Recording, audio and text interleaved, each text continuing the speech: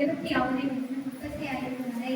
அப்பொழுது அவர்கள் வனாந்திரத்தை பணியவும் அவர்கள் சந்ததி ஜாதிகளுக்குள்ளே முடியவும் அவர்களை பற்பல தேசங்களில் சிதறடிக்கப்படவும் அவர்களுக்கு விரோதமாய் தம்முடைய கையை எடுத்தார்.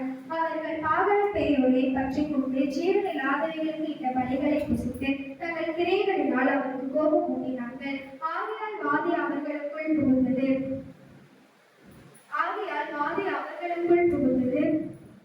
அப்பொழுது பினெகாஸ் எழுந்து நின்று நியாயம் செய்தார். அப்பொழுது வாதை நிறுத்தப்பட்டது. அது தலைமுறையாக இன்றைக்கும் அவனுக்கு நீதியாக எண்ணப்பட்டது. மேரிபாவின் தண்ணீர்களிடத்திலும் அவருக்கு கடும் கோபம் உண்டாக்கினார்கள். அதனால் அவர்கள் நிமித்தம் மோசேக்கும் அப்பொல்லாப்பு வந்தது.